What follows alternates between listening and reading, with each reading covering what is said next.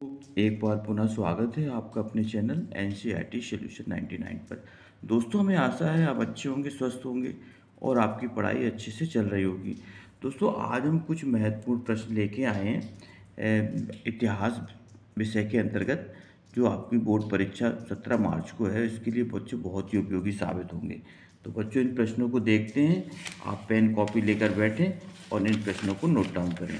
तो बच्चों, पहला क्वेश्चन है कि हड़प्पा सभ्यता के दो सबसे महत्वपूर्ण नगरों के नाम बताना। बच्चों, बहुत ही आईएमपी क्वेश्चन है। हड़प्पा सभ्यता के दो महत्वपूर्ण नगरों के नाम बताना है।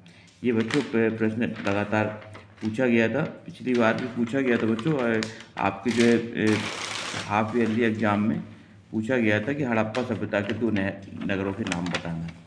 इसके बाद बच्चों दूसरा महत्वपूर्ण क्वेश्चन है, ग्रिड पद्धति क्या थी। ग्रिड पद्धति क्या थी बच्चों, ये भी बहुत ही आईएमपी क्वेश्चन है, इसको भी आप देख लेंगे। इसके बाद बच्चों तीसरा महत्वपूर्ण क्वेश्चन है, फयांस क्या है। फयांस क्या है, ये बच्चों ये भी बहुत ही आईएमपी क्वेश्चन है। इसके बाद बच्चों मोहनजोदड़ो और सिंधु घाटी सभ्यता की दो विशेषताएं बताना है। ये बच्चों ये वो आईएमपी है, आप इसको आईएमपी लगा लें बच्चों, ये आईएमपी क्वेश्चन है।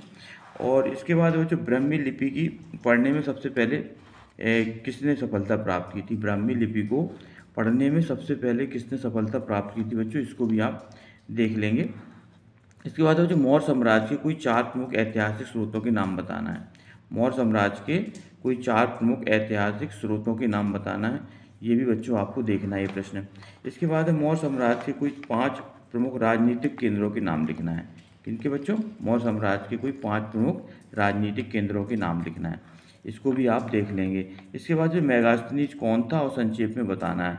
और जो मेगास्थनीज जो था, और इसके बारे में थोड़ा सा आपको बस समझाना है। और इसकी पुस्तक का नाम बच्चों इंडिका था। इसके बारे में थोड़ा संक्षेप में इसके बारे में समझाना है आपको।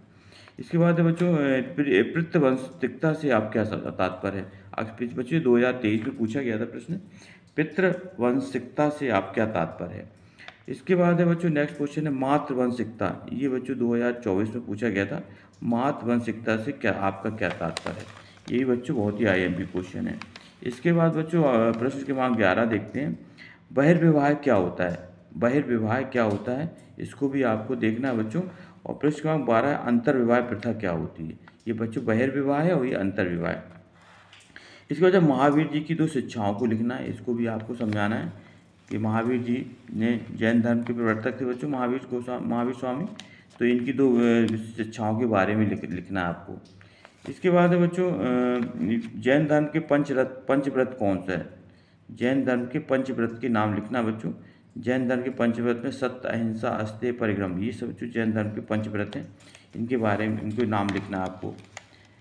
इसके बाद है बच्चों वैष्णववाद में किसकी पूजा की जाती है। ये भी बहुत ही आईएमपी क्वेश्चन है बच्चों, वैष्णववाद में किसकी पूजा। और प्रश्न क्रमांक 14 और बच्चों प्रश्न क्रमांक 15 दोनों आईएमपी हैं बच्चों। ये प्रश्न क्रमांक जो 14 है, ये 2022 में पूछा गया था बच्चों वार्षिक परीक्षा में। और प्रश्न क्रमांक 15 जो है बच्चों, ये 2023 में पूछा गया था। इसके बाद बच्चों ये टॉप 25 क्वेश्चन है बच्चों।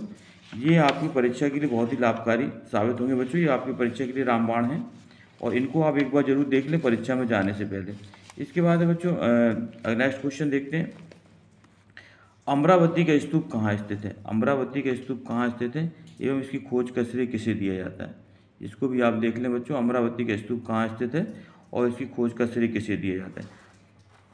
इसके बाद बच्चों प्राचीन काल में स्त्री और पुरुष किस प्रकार संपत्ति अर्जित कर सकते थे, इसको भी आपको देखना है। प्राचीन काल में स्त्री और पुरुष किस प्रकार से संपत्ति को अर्जित करते थे, इसके बारे में आपको समझाना है बच्चों। पृष्ठ क्रमांक 17 है।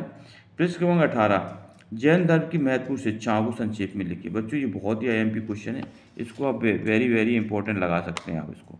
जैन धर्म की महत्वपूर्ण शिक्षाएँ, ये बच्चों 2023 और 2022 में लगातार 2 वर्षों में पूछा गया प्रश्न है बच्चों। परीक्षा की दृष्टि से बहुत ही आईएमपी प्रश्न है बच्चों। इसके बाद जैन धर्म के 5 महाव्रत, ये भी आपको याद रखना है। जैन धर्म के 5 महाव्रत कौन कौन से हैं, इनको आप नोट कर लें और बार बार इसका अभ्यास करें। इसके बाद है महात्मा बुद्ध से जुड़े 4 प्रमुख स्थलों के नाम बताना बच्चों। महात्मा बुद्ध से जुड़े जो 4 स्थल हैं उनके नाम बताना है बच्चों। उनका कहाँ जन्म हुआ था, कहाँ उन्होंने पहला उपदेश दिया था, कहाँ उनकी मृत्यु हुई थी। इस तरह जो 4 स्थान हैं उनके बारे में आपको वर्णन करना है। इसके बाद है बच्चों प्रश्न क्रमांक 21 देखते हैं, वैष्णववाद का वर्णन कीजिए। वैष्णववाद के बारे में समझाना है बच्चों, वैष्णववाद की परिभाषा लिखनी है। प्रश्न क्रमांक 22 है बच्चों, कोई 3 प्रमुख बौद्ध स्तूपों के नाम लिखना है। बच्चों बौद्ध स्तूपों के नाम लिखना है बच्चों, इनके बारे में थोड़ा आपको समझाना है। इसके बाद है कोई 3 प्रमुख बौद्ध स्तूपों के विवरण दे दें और इनके विवरण के बारे में बताना। अमरावती स्तूप के विषय में आप क्या जानते हैं, सविस्तार इसको समझाना है बच्चों। अमरावती के स्तूप के बारे में, इसके बारे में विस्तार से लिखना है बच्चों, अमरावती स्तूप के बारे में। इसके बाद है बच्चों प्रश्न क्रमांक 24 है, महाभारत को एक गतिशील ग्रंथ क्यों कहा जाता है। महाभारत को एक गतिशील ग्रंथ क्यों कहा जाता है। और लास्ट क्वेश्चन है बच्चों प्रश्न क्रमांक 25वां है, धर्मशास्त्र के आधार पर विवाहों के प्रकार को संक्षेप में बताइए। जो धर्मशास्त्र के आधार पर विवाहों के प्रकार है बच्चों, 8 प्रकार के, उनके बारे में इसको संक्षेप में इनको समझाना है। तो बच्चों इस तरह ये टॉप 25 क्वेश्चन थे। हमें आशा है बच्चों कि ये प्रश्न आपके लिए रामबाण साबित होंगे और इनसे आपको बहुत लाभ होगा बच्चों। आप इन प्रश्नों को अवश्य देखें और इनको बार बार अभ्यास करें, क्योंकि बच्चों जितना आप अभ्यास करेंगे उतना अच्छा आप परीक्षा में उतना अच्छा स्कोर कर सकते हैं बच्चों। तो आप बार बार इनको पढ़ें, रिवाइज करें, ताकि आप परीक्षा में एक सम्मानजनक स्कोर प्राप्त कर सकें बच्चों। आई होप यू बच्चों कि आपको ये प्रश्न अच्छे समझ में आए होंगे।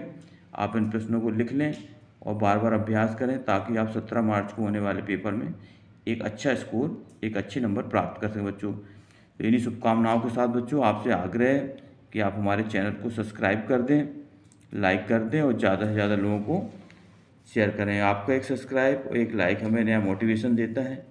इसी तरह की नए नए वीडियो लेकर हम उपस्थित होते रहेंगे आपके सामने। तब तक के लिए बच्चों, जय हिंद, जय भारत, वंदे मातरम।